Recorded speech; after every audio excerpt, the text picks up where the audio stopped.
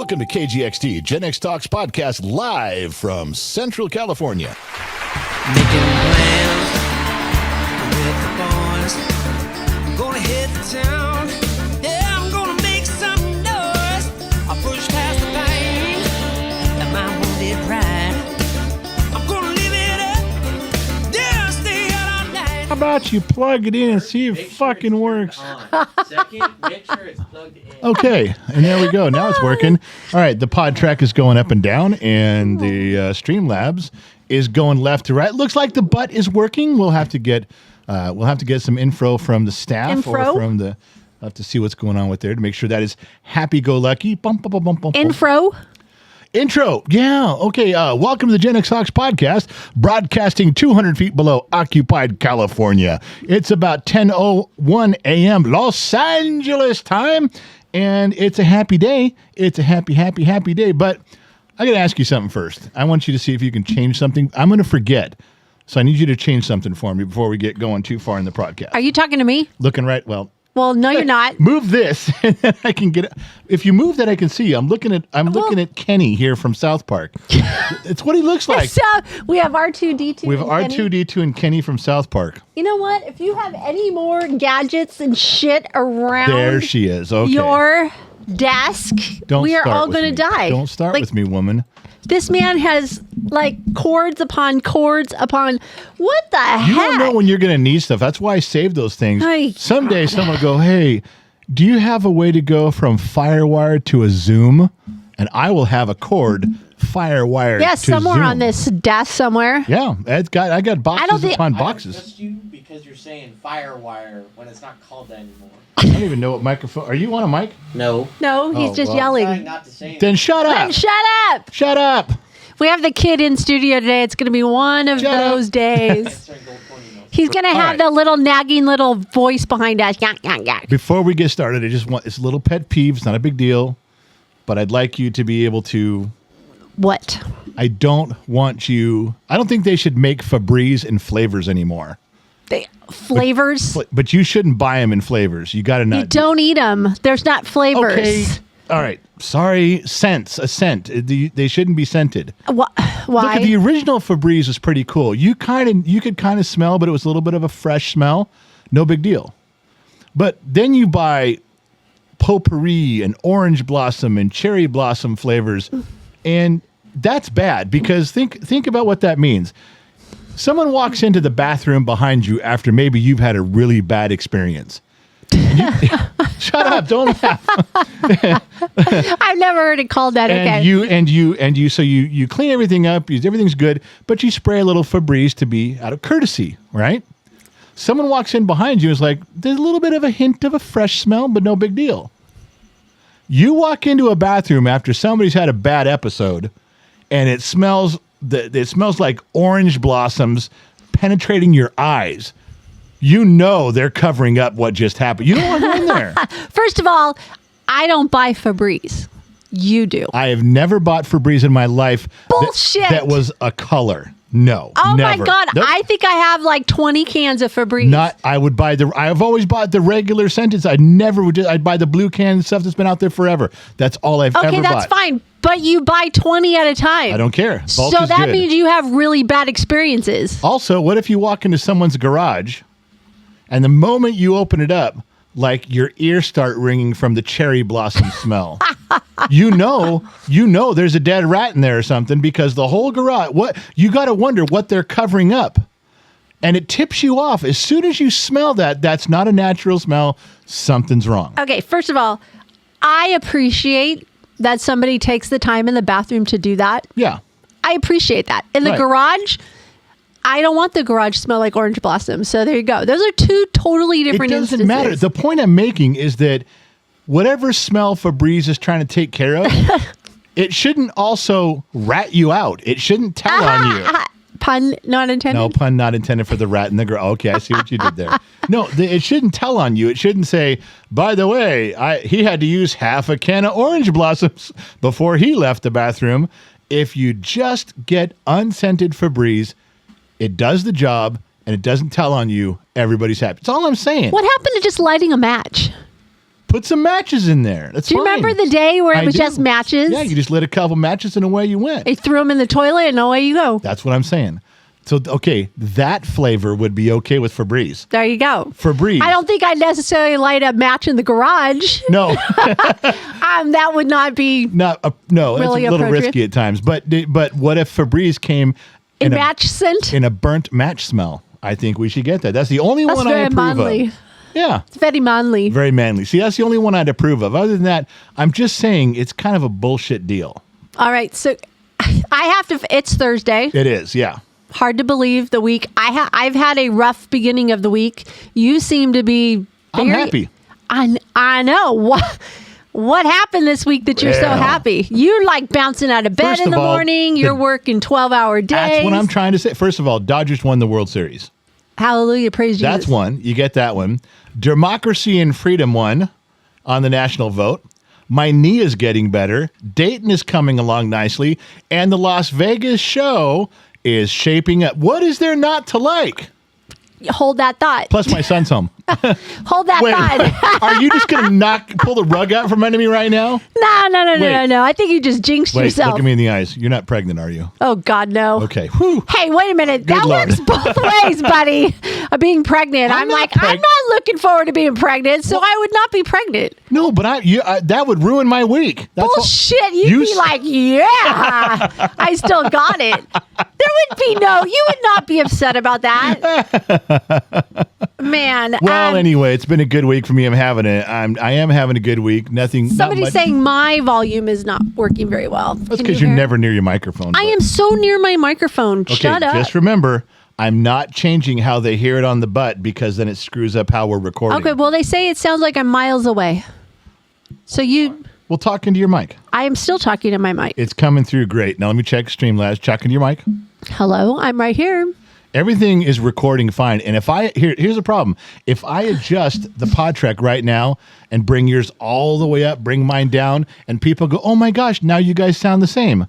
When I go to play it back, it'll be distorted beyond belief. Okay, So forget I'm it. just I'm passing sorry. on information. And you know what? Maybe it's that one person. Maybe not everybody. Hey, don't talk about my Mary like that.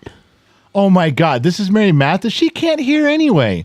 She What's got that supposed to mean? Mary Mathis, switch ears, you'll be fine. That's what I'm trying to say. Switch. Put her phone to Wow. her other ear and she'll be okay. So rude. Not rude. I'm just calling it like it is. Okay, Yeah. I'm going to ask because it's still the week. We're What? still in like celebration mode. You want Dodgers. That was last week. My knee. What are we celebrating? You want to talk about the elections? No. I probably shouldn't. I think you should because people are going to ask you, and instead of doing a whole nother bottom of the glass nation All about right, real quick, let's talk about the elections. There's just, everybody's heard it all. You hear it on every TV and radio station. They've got every angle covered. The only thing that I would contribute, first of all, I am thankful. All the people that emailed me, direct messaged me, left messaging comments about Wisconsin, I was the only guy that was talking about Wisconsin was going to flip. Wisconsin was a key. And when it did flip, it secured the whole thing. It didn't matter if he kept winning. It didn't matter. Wisconsin was there.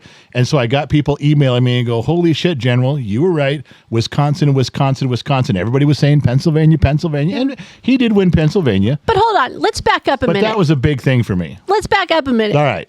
So you canceled a Bottom of the Glass Nation show because you wanted to watch the election. I did. Yeah. You started early. Oh, yeah.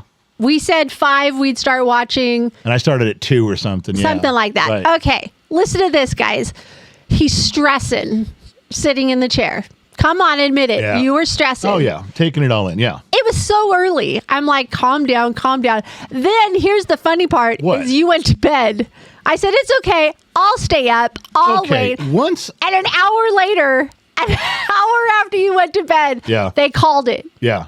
But That was like the fastest I've ever seen that them was call pretty an quick election. for them calling an election because I didn't go to bed. I kind of took a nap and then I woke up and got back in my chair after a couple hours. Well, you did, but you missed the whole No, it's all right. event. I was pretty sure when I was crashing out hard, but I was pretty sure the way things were going, he had it. It wasn't called yet, but I was pretty sure. But all I was saying was I'm thankful for everybody who took time Yes. to chime in and say, How did you know Wisconsin? You were the only person saying Wisconsin, Wisconsin, Wisconsin. Because you pay attention to that It stuff. was just some little thing. What I was listening to, I thought, I think he'll win it, and if he gets it, it won't. Nothing else will matter. And he did. So that was one thing. But the thing I'm talking about, the only thing I can contribute that doesn't sound like the same old shit everybody's saying everywhere, is that I think the vote for Trump. I'm sure everybody who voted for Trump wanted to vote for Trump. I'm sure everybody who didn't vote for Harris was like, I don't like her. I don't want to vote for her. Fine. But I sensed something deeper in the last 2 years. Now I'm going to share it with you. I haven't heard this anywhere else. I'm sure other people are probably saying it, but I haven't heard it. And it's not like they're blurting it out every 20 seconds like all the other bullshit we hear. Oh, the Hispanic vote, the black vote, the women vote. Yeah, I'm That's so all they tired talk of the about all racist day. stuff. Okay. Yeah. I think that a big part of people voting for Trump was to get away from an uncomfortable life that we've all been living for 3 or 4 years. Now, just let me explain it real quick. Maybe this will resonate with somebody, maybe not. Me personally, I am sick of worrying about what I can and can't say. Yeah, me too. I can't say the word retarded because I'm offending someone. You can't tell jokes. You're offending someone. You can't be silly. You're offending someone. And God knows we're not allowed to offend anybody. Now, we've all been living that way. Big companies with their HR program, Human Resources, has been watching people. I lived through that. Watch what you say, watch what you do. I lived through that. Okay. It's also Black Lives Matter and Antifa and the woke movement and Me Too. I think, now this is It me. felt like every time you turned around, you hit a wall. Then you turn right, you hit a wall. Then you turn left, you hit a wall. I think we were all just sick of it. I think everybody was like, no, it's not like we don't care about LGBTQ. Fine, be what you want to be. But we were all sick of them being pushed to the front of the line. Absolutely. And it was just like, okay, you're just like everybody else. You're not more special. You're not less special. Can you just get back in line with the rest of us? Even Martin Luther King said he didn't want to push blacks to the front of the line. No. He just wanted them equal like everybody else. That thing we've been living in for 3 or 4 years now. If let's say I didn't care for Trump and I didn't care for Kamala Harris, let's say I didn't really care one way or the other, I definitely would vote in a direction where this culture that I've been living in, that the left has allowed and nurtured us to all be part of, I'd vote to get out of that.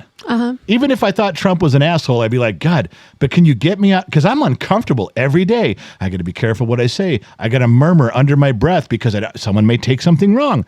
I'm done. I think a lot of people didn't vote for the man. They voted for the policies under that person. So I was discussing this with our daughter Jade. I said, what if we didn't know who the person was that was a Republican or a Democrat, and they just listed, this is my platform, what are you going to vote for?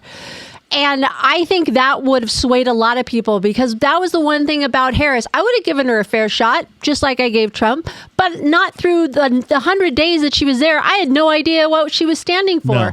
So with that said, with her not coming out and saying, hey, I'm going to change things going forward 4 years, I was willing to listen, but because she didn't, I was under the assumption we were going to live the same exact way going forward. A lot of people were just saying, a lot of Democrat friends that I have said, I don't like that she won't answer questions. She won't do interviews. She dodges questions. And then everybody says, well, every politician does that. Nah, not every politician. There's lots of politicians that just give you a straight answer now and go, I'm for this. I'm surprised. I'm for that. I'm surprised the Democratic Party didn't realize that. That's what shocks me. That's their problem. But I'm just saying my underlying thing, you asked one thing. I think people voted to get out of the cancel culture that we've been living in. I think that they all feel that the Republican Party moves away from that a little bit. You know, we protect minorities, we protect disabled, we're there for people, but we don't take away your free speech and squash you over it.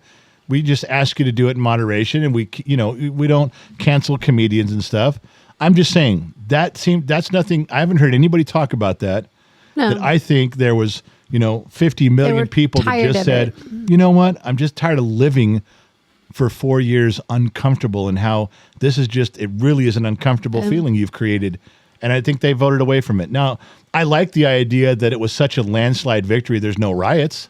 Well, that's the other I like thing. that. The other thing I was going to say is love looking at the map and how a lot of it's red. They gave me a warm heart going, oh my gosh, America is still here. Yeah. It hasn't gone like, you didn't see all this blue all over the place. It was like, okay, most people in America think like I do or you do. Look at the Rust whatever. Belt states that are always blue, always blue, always blue. And they all went red. Yeah. And they're like, that's those states, those people in those states like in Minnesota and Wisconsin and Pennsylvania saying, hey, we're hardcore Democrats, but we're tired of this shit. Mm-hmm. That's a simple message from a diehard blue state. We're Democrats, but we're sick of this shit. Yeah, it's like what Bobby Kennedy said. It's that the Democrats left him. Yeah. And that's how I think all the Democrats, they're like, wait, why are we changing? Yeah, what the hell happened? They're not for what they're walking on, the platform. They're not the party they were. How do you feel about the thing that's coming out about Gen X has come out this time? Yeah, man, I've seen a few, not a whole lot, but they're saying the Gen Xers, man, they came out of the woodwork. 53% of all the Gen X vote went for Trump. 53%. So out of 100% of the Gen Xers that went out there, 53% went over the line. Now you may think, well, that's not very much. Well, it is when you count millions. 53 is a big enough number to win and hold on to the Senate. 53 is a number for controlling something. For me, that was a good feeling. It was like, I would have been upset if my generation voted Trump wins, but I find out my generation voted for Harris. I'd have been upset with that. But I like that it was such a decisive victory. No riots. I like that there wasn't any shenanigans this year. No blankets being taped up over the windows where people can't watch you count. There was Elon Musk made sure and Trump made sure there was Republican and Democrat representatives in every voting booth. And guess what? It went fair. Oh, and went fine. Yeah. Everywhere went fine. And when there was a little hiccup, you noticed they were Johnny on it. So there's my take. My whole take is that I just think that I think a lot of the news anchors are missing the boat when they're not understanding that it could have been something as simple as you got all these people just living uncomfortable because the state you've put us in. You put us in a state of paranoia. We don't like it. We voted to get out of it. We're out of it. That's it. For me, that's what I see a lot of, even though people don't come out and say it verbally. I'm telling you, that's like the undertow of the current. Yeah, and I think people are just tired of the word racist, and I think they're tired of all those things and being grouped in a box. Why are we grouped in a box? That goes with it. I'm tired of being called a racist. I'm tired of being told what I think and what I do. I'm tired of the whole thing. You're making me live uncomfortable, and I want out. And let's be fair, Harris was not the way out of that. Harris was more of the same, more of that. And Trump might be a way out for people. So I think that's why we're there. So speaking of all the racist and all that comments where they label you, I got a question. I got the shit kicked out of me by Briggs the other day. And Jade too. She did it right after him the next day. I am speaking of slurs. I called someone an Oriental. Oh, I did too at work one time. I go, it's Oriental. And Briggs like, dude, you can't say that. I got the same thing. I go, what are you talking about? No, no. Oriental, it's a slur. I go, no, it's not. Oriental is like mysterious. It's like it's intriguing. It used to be the Orient. Far East is the Orient. Yes. There was a movie, The Oriental Express. Why is that? That was a great movie. Now, and I'm thinking the Orient is like, that's the Oriental would be something, Isn't that John Wick's? I don't know. What was the name of the hotel? Oh, the Continental. The Continental. I thought it was the Oriental. No, John Wick is politically correct. Sorry, I'm sorry. I just popped in my head. I'm just saying, said that at work too, by the way, one time. Yeah. And I got, like about 5 years ago or whatever. You didn't work 5 years ago. Yes, I did. Oh, my God. Go ahead. At the edible schoolyard. All right. I said something. Okay. I said, and then I was told I can't say that. I have to say Asian.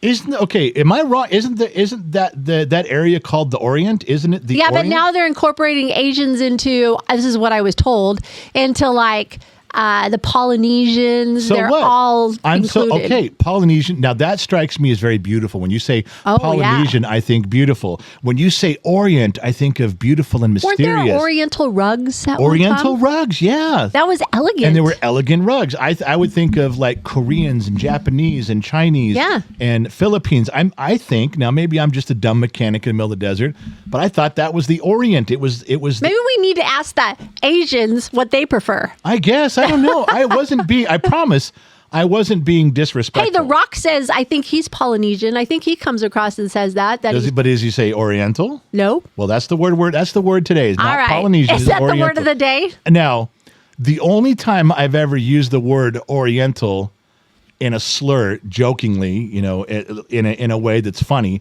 is when you call them ornamental. Yes. And then we were kids. You're like, you know, it's ornamental instead of Oriental.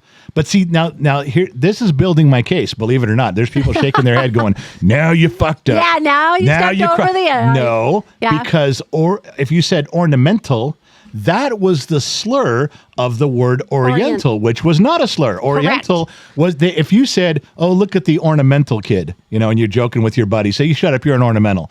They would look at you and go, "Don't call me that. I'm Oriental." They would correct you back to Oriental, which according to everyone is now the slur. Yes. So what am I? Am I two slurs in now? If I said ornamental, I got to back up to Oriental. Now I can't say that. I got to back up to Asian. Now I'm two slurs deep. And I don't even know what. I'm two slurs deep. Well, I got to dig back out of that two. To be fair, when you were a kid and we were, you know, Kenny Okamura and stuff, we had friends that were Japanese and Chinese, and we just call them, joking around with your buddies, calling them ornamental. I don't even know what that meant. No, I'm not even sure what that means. It just came out of our mouths like that. We couldn't say Oriental. No, but what if you said ornamental and the guy's like, "What am I, a Christmas tree ornament?" Are you going to hang me in a Christmas tree? I don't understand. I don't. Looking back, I don't even know what that word meant. I don't even know how that started either. But I'm just saying that I don't think the term Oriental. I didn't think it was. I would rather be called Oriental. Like you said. I think it sounds beautiful, regal, and mysterious. It's just. But I don't know. So someone's going to have to correct me. I don't. Now we're all like, we're just sitting here going. What is it? No. Now that Trump's elected, we can say it, right? Do we get out of that? Can we use it in the text of comedy? Are we okay to be comedy about it? Because, well, he's not taken office yet. We better wait. The black helicopters. We still have 2 months of a gray area. 2 months of don't say Oriental. I don't know. We have a gray area. I'd like to know if people, there has to be some people out there, some fans that listen that would tell us what the big deal is about it. If it is a big deal, why it's a big deal. It's like, no, you can't say that, and here's why. All right, tell me why. Yeah, I want to listen. I want to know. I still do not know why the term Oriental would be bad. I don't know. I'm just asking. Yeah, but every group of people had we had it for the Spanish, the Mexican. We had them for Hungarians too. Like there was always a word that was used. Yeah, they always what the. I don't even know what some of these words. Like if you said Italians don't like to be called a wop. But I don't know what that means. I don't know either. I don't know. I'm sure there's a meaning to it that says, no, you can't call us that because it's probably degrading. There's a story. Right. Yeah. But I don't know what it is. I just know that, they'd prefer not to be. So I don't do it. Right. But I couldn't even imagine why that Oriental would probably in their culture, amongst their people, if you were called that was probably the worst. Kind of like when people call me white trash. Exactly. You're garbage. I'm white trash. Well, I've always been white trash. I just recently became garbage. So you got promoted. I did. You went from trash to garbage. Garbage is just so much better. Trash is trash. Garbage is in a bag. So I do have a bag now. Now I'm bagged trash. I'm garbage. Make you feel better? A little bit. Yeah, okay. I got to tell you, it's a moving up in the world. All right. That's good. All right. Well, I'm just saying, I don't know what the big deal is. If somebody could explain it to me, I'll take it under advisement. But I certainly didn't need my children beating me up. They didn't have an answer for me either. Just saying. All right. Well, we have a special birthday. No, we just have a birthday. This is not special. Well, Loud One is his birthday today. Ian Proteus. I didn't even know Tasmanians celebrated their birthday. Because, I saw... Maybe it's once every 4 years, like leap year. I saw Crocodile Dundee. Uh-huh. So I understand how Tasmanians figured their birthdays. Like, didn't you see Mick Dundee in the movie? Just like Loud One. Loud One said, one day I asked my mother when I was born, she said, in the summer. He has no idea how old he is. He has no idea He just could count from that day forward how many summers he's been alive. But he has no idea how many he'd been alive before he asked the question. So he has no idea how old he is or what day or what month he was born in. So when you say it's Loud One's birthday, sure it is. How do we know? He just announced it. He just woke up today and decided, I feel like it's my birthday. I feel like it's my birthday. But it's not summer. It's not summer. So his mom lied to him. Well, wait. No, it isn't. It is summer in Australia. Oh, yeah. They're down under. It's going into spring and summer right now. That's what there you go. See, they're all messed up down there. They're all flipped over. That's why it works. It works for them. I'm telling you, that's a thing. That's a real honest to God thing. Oh, my gosh. That's so funny. What if he was born in our summer and he announced it and no one said anything? Maybe he got like one happy birthday, maybe two. That didn't go over well. So he waits till November, goes, all right, try this again. Hey, it's my birthday. Now everybody says, happy birthday, Loud One, and he'll leave it alone. Now we can move on. But we just got to watch him that another 6 months from now. He's not doing it again. If you guys say happy birthday to him, go DM him in Discord. I put it on the calendar right now. Do something out there. That way he won't come back in 6 months and try this again. I put it on the Gen X Talks calendar because I'm going to double check him. Could everybody just wish him a happy birthday so we don't have to go through this every 3 or 4 months till he gets his recognition? Loud One, happy birthday. However old you. I mean, he looks 80. He's short. He's like 5'3". He looks like he's 80 years old. I don't know how old he is. Wow. I have no idea. Well, for those of you that don't know about Loud One, on our live streams on Tuesday, Thursday, and Saturday nights is the Bottom of the Glass Nation on YouTube, and he is our bus driver of the night. Yeah. So he has a pretty famous position on Bottom of the Glass Nation. So we'll see. He'll probably be drunk before the bus even starts tonight. He punches your ticket and puts his foot in the carburetor. And for those of you who don't know what the term putting the foot in the carburetor means, leave the live stream. Leave the podcast right now and don't come back. Oh, man. Okay, so should we talk about Vegas? Yeah. Let's talk about Vegas. You want to talk about some of our cool stories from Vegas? No, I want you to rip my head off about something. Oh my God! I know it's coming because we started right before the live stream. Because you messed this up is what you did. I didn't mess shit up. All right, we're trying to book rooms at the Red Rock Hotel in Vegas for our big shindig. January 25th of 2025. We go there every year. Gen X Talks. We show up from all over the country. People come in. We hang out for a few days, and it's a lot of fun. Now, this year we said, okay, let's try it again. Let's try to block out some rooms at the Red Rock. There's one yawn. That's one yawn. Over under is 4. And so you called in and got nowhere. You got all befuddled. You turned it over to me. No. I got somewhere, but they sent me paperwork for block rooms you said that was so confusing. Very confusing. Yeah, very confusing. Couldn't even have a conversation about it. There was no way. It was like 4 pages long and it was all in fine print. I was like, I don't get it. So I called. Right. And I had a very hard time understanding what this lady was saying. She did have a thick accent, but I did get it. I understood the words mostly, but what it came down to was she said, you have to block out 10 rooms. Minimum before you can get a discount. Okay. You have to pay for all 10 rooms, even if they don't get rented. If no one reserves them, you got to pay for all 10. So they're going to have us put out like $9,000 right up front and hope that everybody books the rest of the rooms. So I'm counting, it's us and it's the kid and staff, it's Trippy. Yeah. And so you're trying to get to 10 and think, well, if we can get 6 other people to book 6 rooms, then we can do this. Okay, I think we'll do this. What's the discount? Yeah. Now, if you're laying out $9,000 and you're going to run the risk of them tacking on the rest of the fees when you're done for booking 10 rooms, the discount should be pretty heavy. Significant. Yeah, you think, all right, I'm really sticking my neck out. What are you offering me for a discount? I'm giving you money up front, too. What are you giving us for a discount? 10%. That's bullshit. Yeah. I said, no. I said, there's other hotels that say, look, we will give you a 30% discount. We'll hold the 10 rooms all the way till December 31st. Right. If you don't rent the rooms by December 31st, we put them back on the market and everybody has to pay full price. if you don't rent all 10. Right. If you do rent all 10, then we give you a 30% discount. But they tell everybody, put your credit card down. You're going to get a huge discount if we get to 10. If by December 31st we don't, we'll let you know. Things change. Right. That's a great way to do it. That's an excellent way to do it. Because then we can just tell everybody, here's the room code number. If you want 30% off and you want to stay at the Red Rock, here's your deal. She goes, we don't do that here.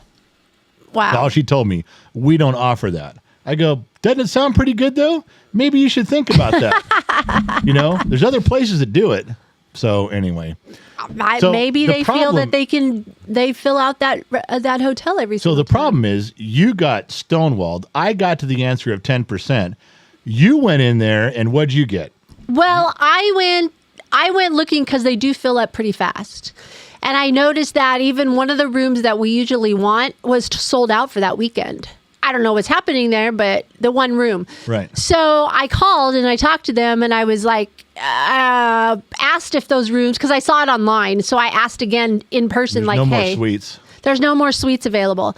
So they gave me a price. I can't remember what the price is because I've dealt with so many prices, right. but I ended up using our AAA discount. Yeah, and but I don't know what very much. Yeah, I know, but it wasn't significant. And then Sandy, one of our followers, comes along and she goes, and she was saying this in our Discord room, which yes, Gen X Talks has a Discord server, just a bunch of chat rooms for old people. And she just said, "Oh, I went and called Red Rock, and the regular reservation desk says if you rent them this early, you get 30% off." That's now, really good. I know the price you quoted me. I probably did it. You didn't even get close to 30%. Probably not. So you need to go back and go, hey, stay away from the blocked room special room lady.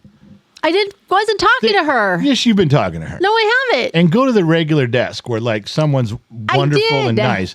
Well, then how did Sandy get 30%? I don't know. She's magical and wonderful. Oh my God. Man, I'm if you want to canceling do my it, you room. call. No, I'm canceling my rooms and have Sandy call for me. I'm just going to have Sandy, here's my credit card, get me a room. Because it worked for her. Oh, shoot. I should have called our travel agent person. We have a travel agent person? I just thought about it for Bottom of the Glass Nation. Yes, I do. Well, what the hell? It just dawned on me. Oh, my God.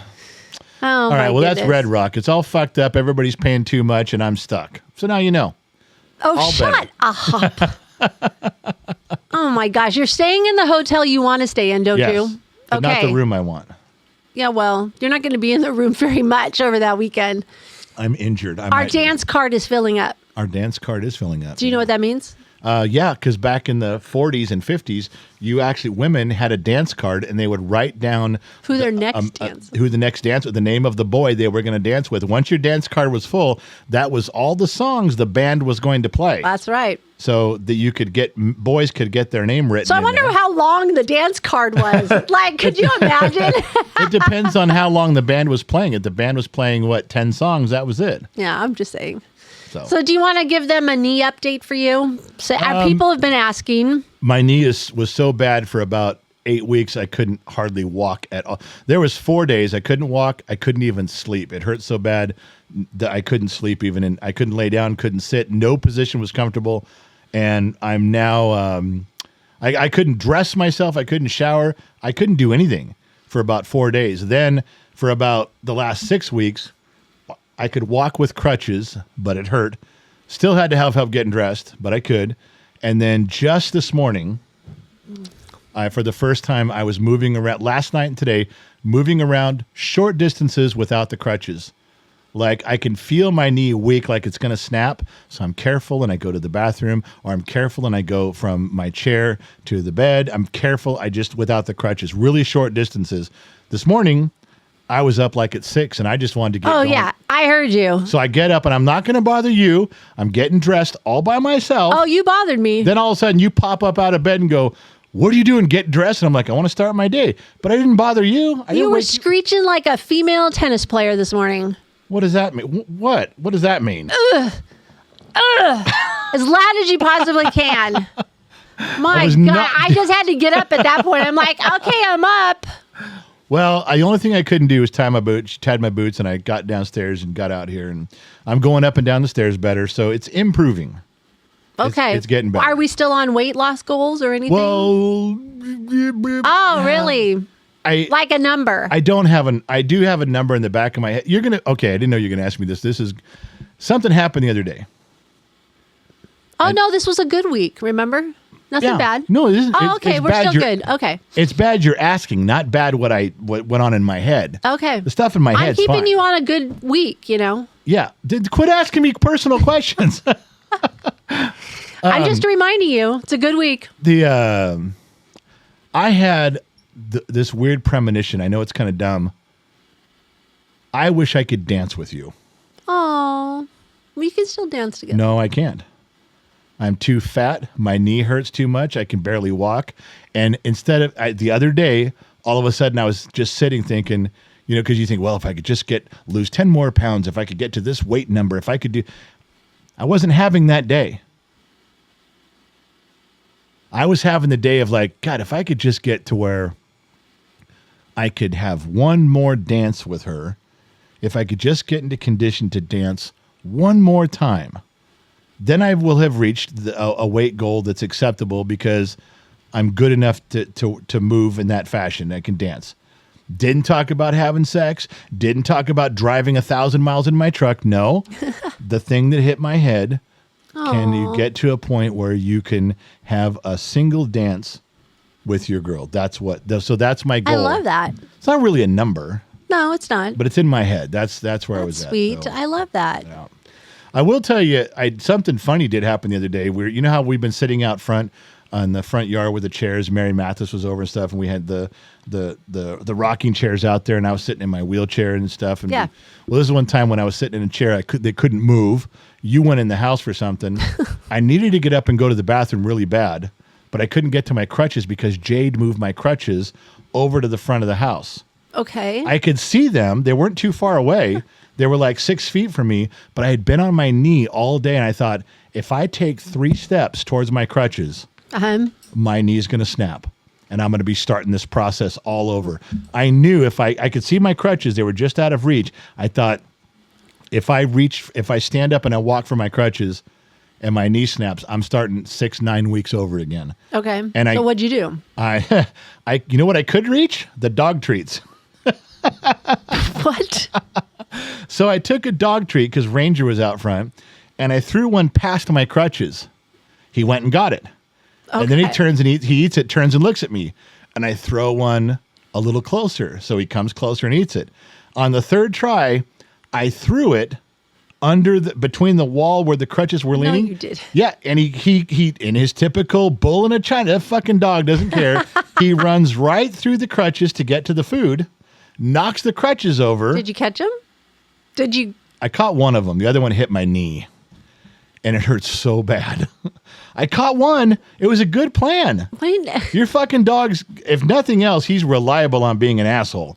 And I knew he wouldn't care. He just ran right through the crutches, knocked him over. I caught one. The other one hit my knee. It hurt for a couple hours. Why didn't you just call me or Mary? From the front yard, just start screaming my wife's name like an invalid? Wait. You didn't have your phone on you? You always have your phone on you. Like you answer your phone.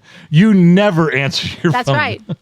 You never, ever. In fact, you talked me into getting an Apple Watch on the basis of, now I know I don't answer my phone, and you and everyone else is pretty mad at me about that. But if I get a watch, then it'll be right on my wrist the whole time, and I'll always answer the phone. And you still don't. I have selective hearing. Bullshit. You ignore everybody. You don't even give a shit.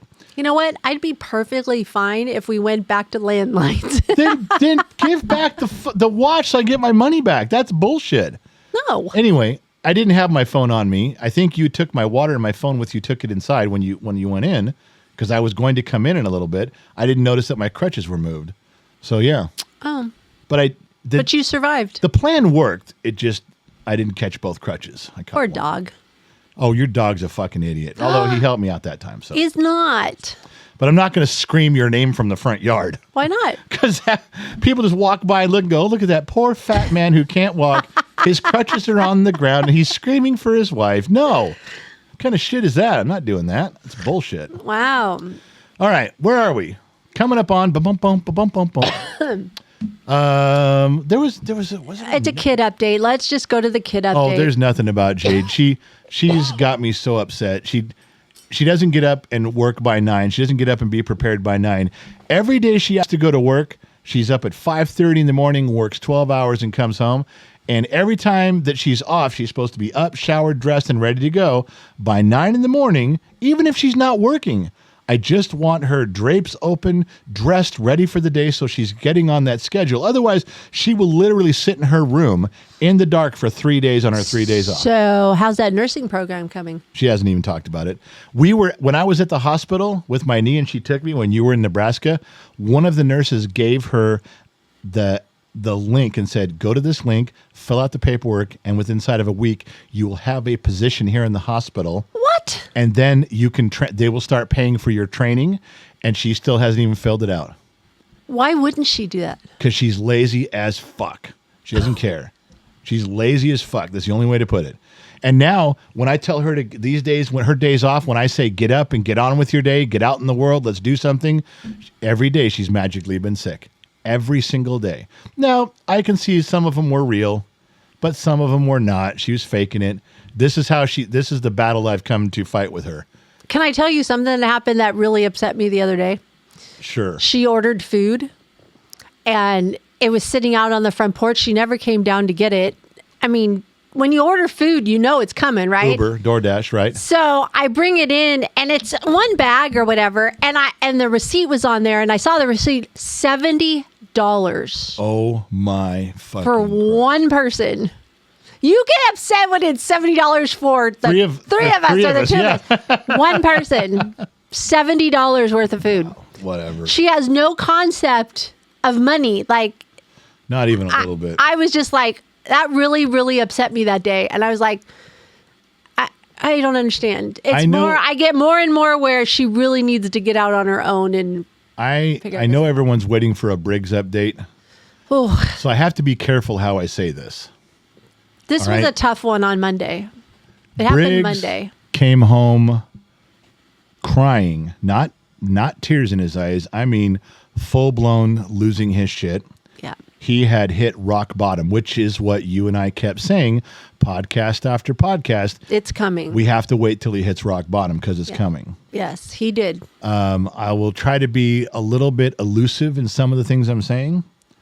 Some things were just for us to know. But he had hit rock bottom. He needed money. He did. In 24 hours, he needed quite a bit of money. Yes. He needed help. He needed a place to stay. And he basically stepped on his dick about every way you'd expect. And I remember him sitting here across from me, and I told him no. And his heart sank. Yeah. And he just started crying like, what do you mean no? I told him, you have fucked around with me. You have damaged our relationship. You have lied to me. You have left me hanging. You've absolutely destroyed my heart for the past few months. And now you come to me for help?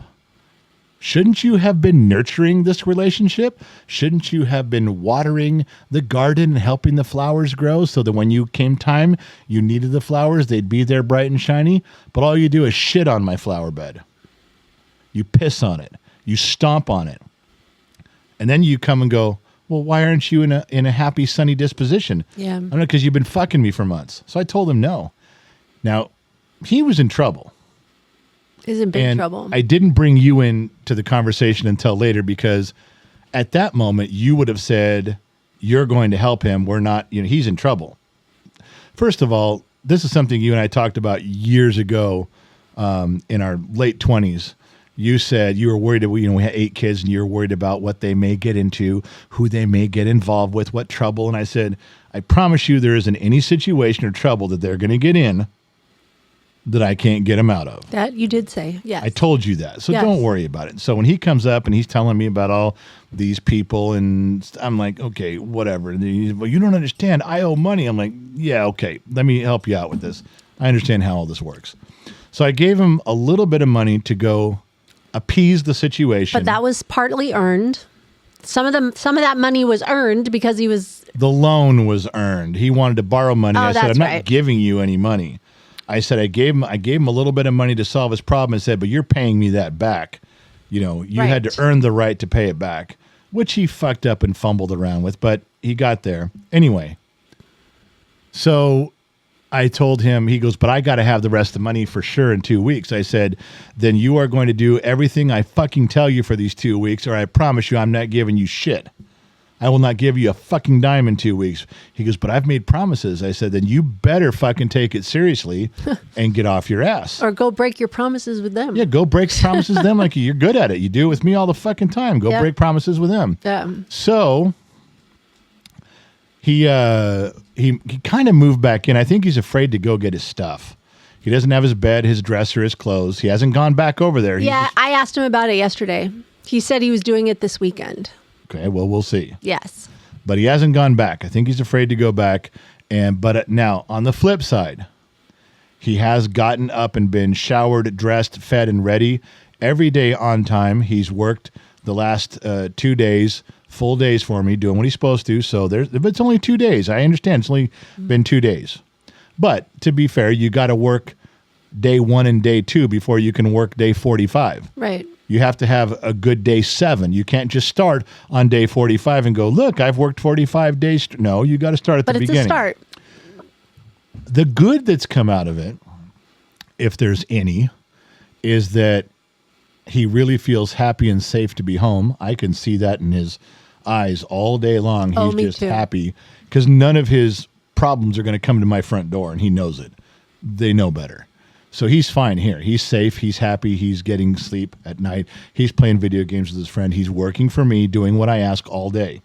The other thing that I didn't think was going to happen that is beginning to happen, and again, who knows if these things are going to stick? Who knows if this is going to be, if we're going to get to day 5 and then he falls off the wagon and I kick him out. Because I told him, you fuck up, you're going to go live in your truck. I'm out. You won't even live here. You can go live in your truck for all I give a shit. So he knows that's what's on the table. But he has a rekindled spirit in Gen X Talks. Oh, yeah. I've seen it. He all of a sudden is like, sits down at his computer in the studio and goes, well, what did I miss? What's been going on? Where do we start? And he's been looking over some stuff, and he's asked to take over some things and beef some things back up and be strong about some things. He's made some phone calls. So he's easing his way back in, but he's got a little bit of a glimmer of, I want to do more of this. Mm-hmm. It's not like it's 3 hours once a week and it's a chore because your mom's making you. Now it's like, he's like, okay, let's get up and get going. He's choosing it. Right. This so I don't different. know. He's choosing this. So we'll see what happens. Is he choosing it, or did we take away every other option and he's now sitting staring at it? And so now he's like, well, I got nothing else to do. This looks interesting, but he is interested. Yeah, we'll have it's to genuine. see. I just don't know why. We'll see. So we'll see how that goes. You know, I haven't asked you because I just don't. I figure you'll tell me if something happens, but I haven't heard about Dayton. It's kind of weird. One, because we haven't been able to get back. It's been a while, and I'm kind of getting itchy. I know, but I couldn't drive, and now it's really cold up there. You can't really do much on the property. I mean, workers could if we said go put in a power pole. Those boys can do it. Yeah, so but I can't really go walk around in the frozen cold much up there. No, what's the update up there? Well, Christine Matlock, and she's married to Ben Matlock. Never lost a case. And they are both coming to Vegas. Yes, they are. They're both going to be there, so everybody gets to meet Ben Matlock. Never lost a case.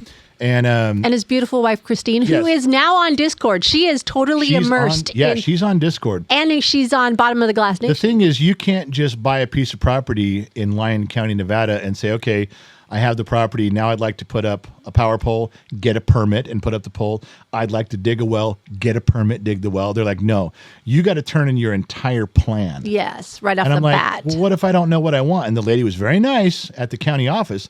And was that in Yearlington? Yes. So she said you got to have a draftsman, an engineer, draw out where the well, where the power, the house, what the property's going to look like, the sewer, the septic, all of it goes in there. Submit it, and I'm like, but what if I don't know what I want right now? Exactly. And she was nice. She says, well, you can change things, but you have to be on record. This is what you're doing. And if you say, well, I decided on a different house, then you resubmit a plan with the new house and how it's going to connect in place. I get that, but you have to start with the whole thing laid out. So that's where Debbie comes in. You haven't heard the name Debbie too much. Debbie is a big player on the A team for Dayton, and she was out. She's the one who walked on my map. She stepped on my fucking map. I met her.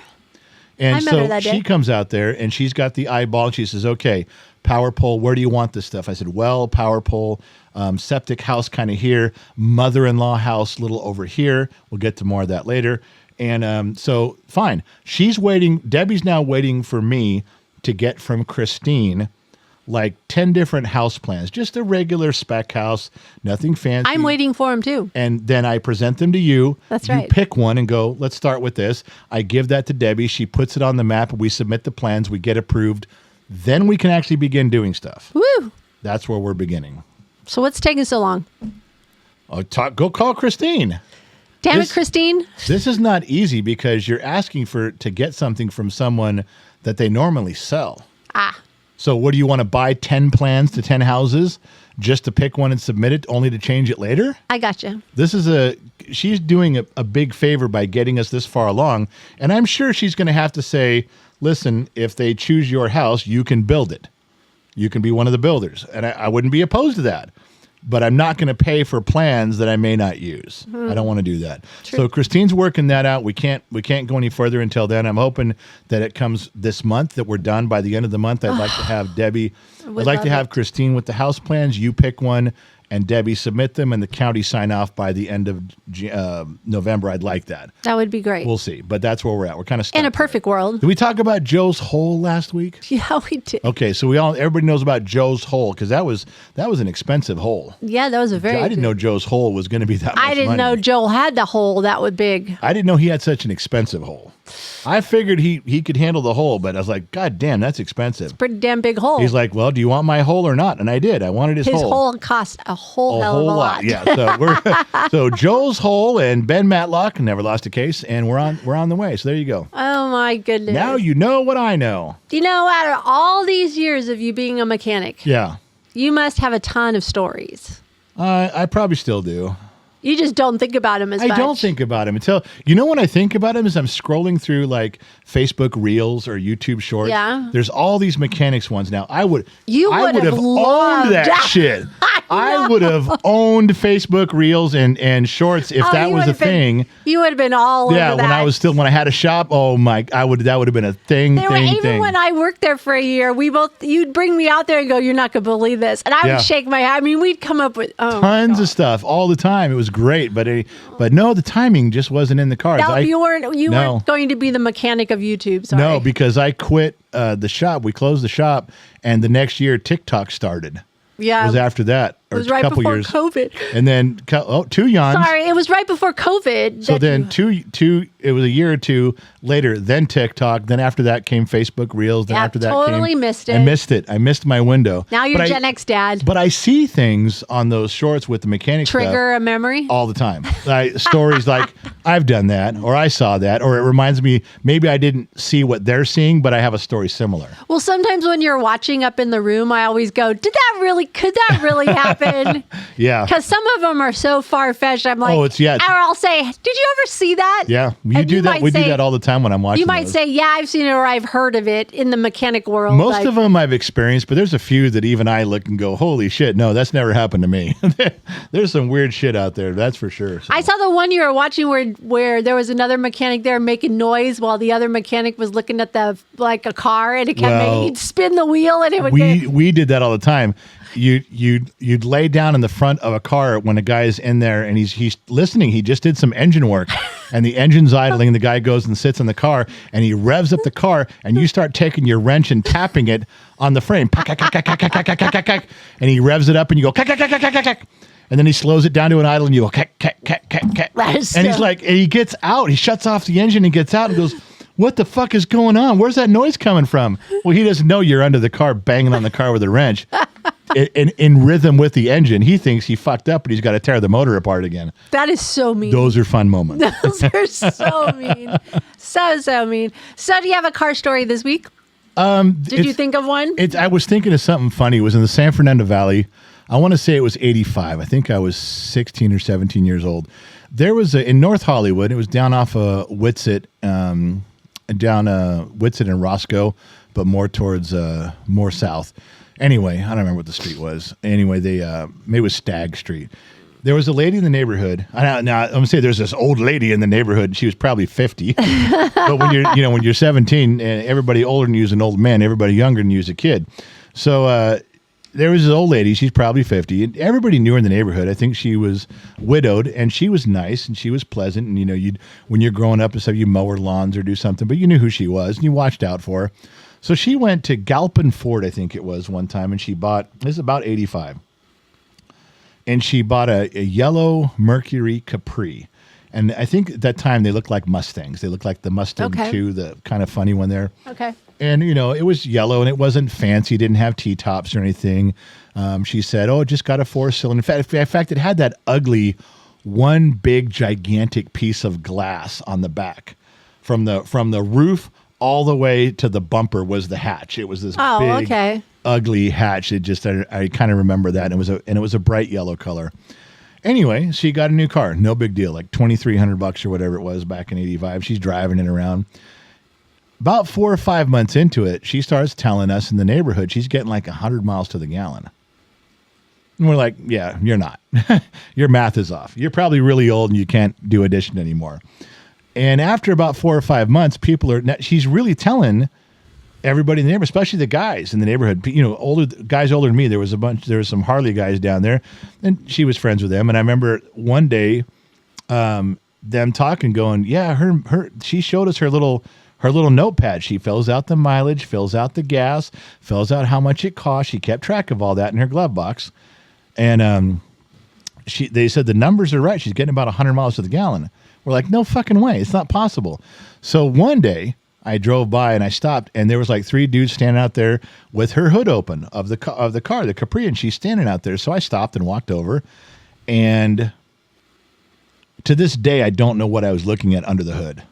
What do you mean? It was an engine, a 4-cylinder engine with a carburetor, and it had some sort of a computer box on it, and had copper tubes with some sort of a cooler.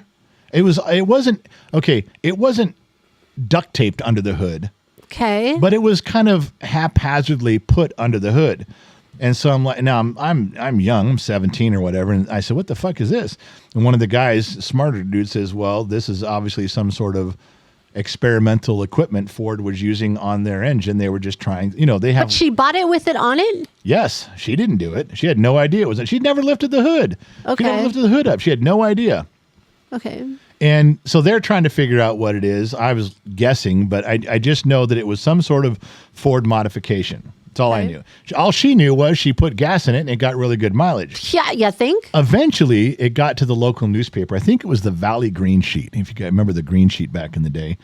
And the Valley edition of that circular just ran a little bit of an article on it, and had her picture or something. And it's like, 100 miles a gallon in a Ford Mercury Capri. 3 days later, Ford came knocking and wanted their car back. Why? Were they not supposed to sell that one? No. And now this is where people always ask me, okay, that's not possible. There is no possible way a Ford dealership could sell that car, because even if it came in on a truck with all the other cars, it has to go through inspection. Some mechanic would have lifted the hood and said, what is this? This is not for sale. Why do we have this? How did this get here on a train from Detroit? Okay. That's what would have been said.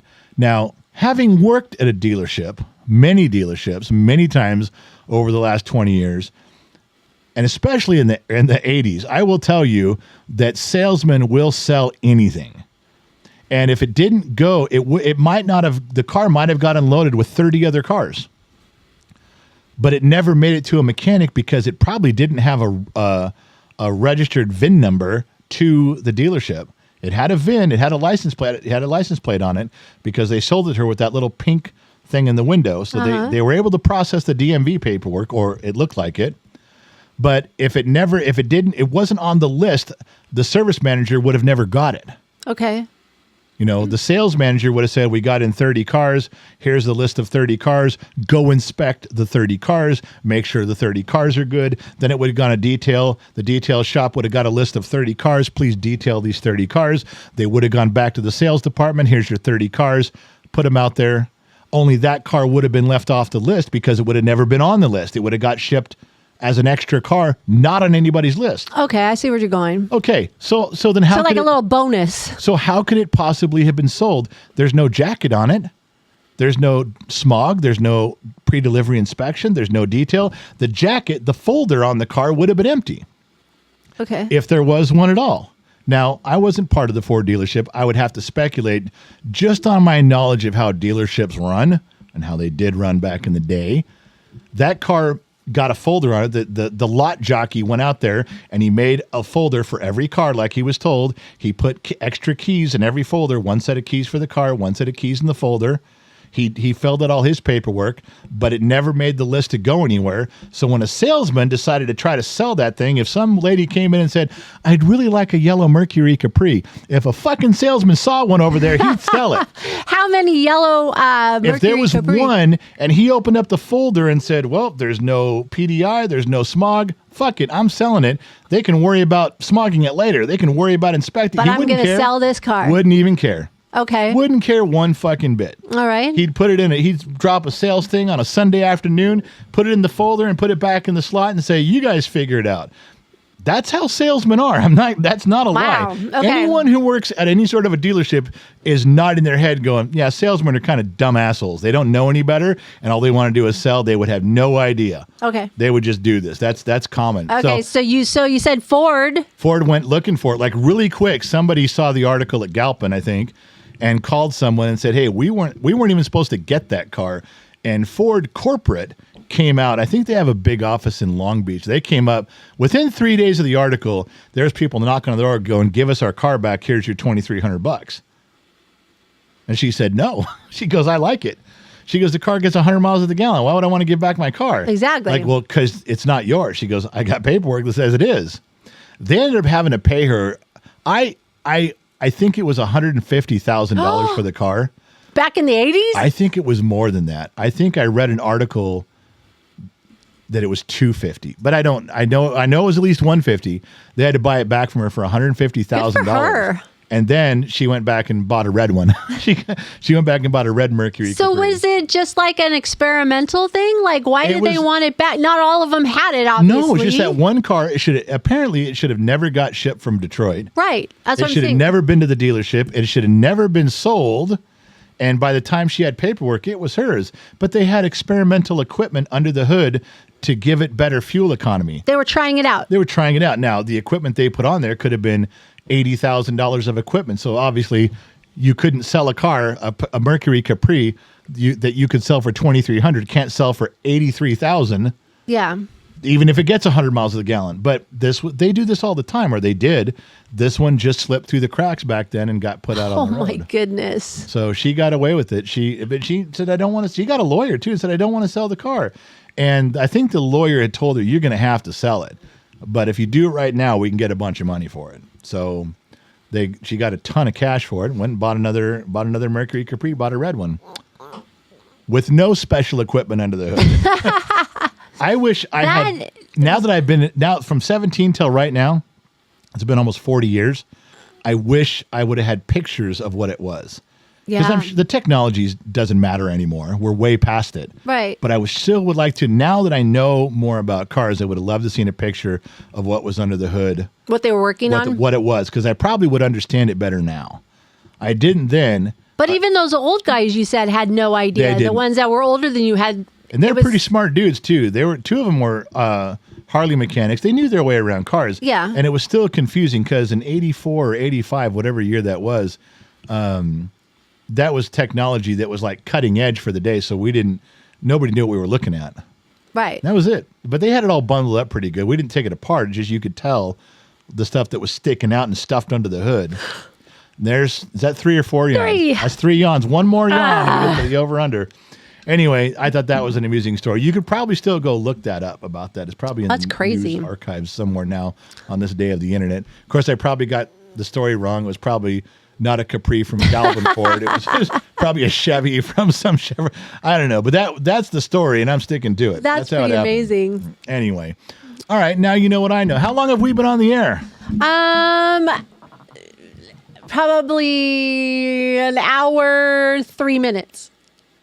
An hour and 3 minutes and 40 seconds. Woo! And you had to. How would you? I didn't even look. I looked at the clock right here. Was like, well, I don't know. Wow. It's a good day. It's a good week. I'm telling you, I'm having a good week all week. It's a good day. It's a good day. My last 10 days have been pretty well. So I don't know. And your wife still loves you. Well, you're married to a winner this week. This is.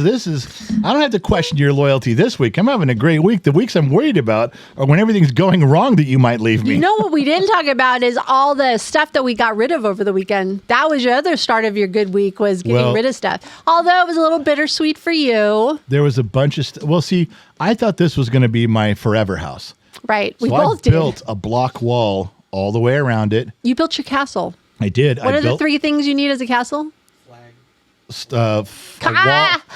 Big walls, a garrison to protect it, and a flag. Good job. So I had got corners of. I had extra metal and rebar and aluminum. I had blocks, and I had extra concrete blocks. I had things that I could fix anything in the house, anything on the property. Yep. I had supplies. I had wood that was seasoned for turning wood on a wood lathe that's been there 3 years seasoning. I mean, I had stuff laid out. You had stuff. I was gathering and nesting and hoarding in a perfect direction, and I threw a lot of it away. It killed me. But I mean, like if someone asked me, says, why would you keeping 16 pieces of rebar? And I go, how would you not have extra rebar at your house just in case you need it for something? You never know. And people, no one understood what I was talking. Well, it was a bunch of kids, but everyone was just making fun of me for it. I'm like, and I got rid of a ton. Yeah. It looks great. It does. But it hurts my heart that all the stuff I'd been squirreling away is now gone. And you can't sell it. Nobody's going to sell. Nobody's going to buy 16 pieces of rebar unless they're 30 cents because you can go get them at Home Depot. I don't know. It's really, really hard on me right now. But yeah, that was one big load. Now we got to do one more, maybe 2 more, and then 2 more dumpsters, and we're clear. But yeah, it was tough. All right. Well, I think we're done for today. Okay, are we done for today? Stop it. You talk like this and says no one can hear me. I don't understand why no one can hear me. Because you're not talking. The podcast is over. There you go. In your manly voice, the podcast is over. All right, looks like we've been recording the whole time. The numbers are still going, so that means that's good. That'll make my job easier. We'll try to get this edited up and out. There's the 4th yawn. That's 4. You're good for 4 every time when you're on a podcast. It is this studio. Room. I don't do it in the house. No. Yeah. It's in here. It's in the studio. You look at me in the studio and get bored immediately. You are fighting boredom in here. I'm telling you. It's time for me to go. I'm taking it personal. That's fine. Go ahead. Personal. All right. So listen, we got to get out of here. Say goodnight, Gracie. Good night. Thank you guys for tuning in. Not sure where you're listening in from around the planet, AM, FM, Sirius XM, or perhaps you turned in on the Armed Service Radio Network. Remember 2 things, wherever you go, there you are. And I'll catch you guys on the flip side. And I'm out.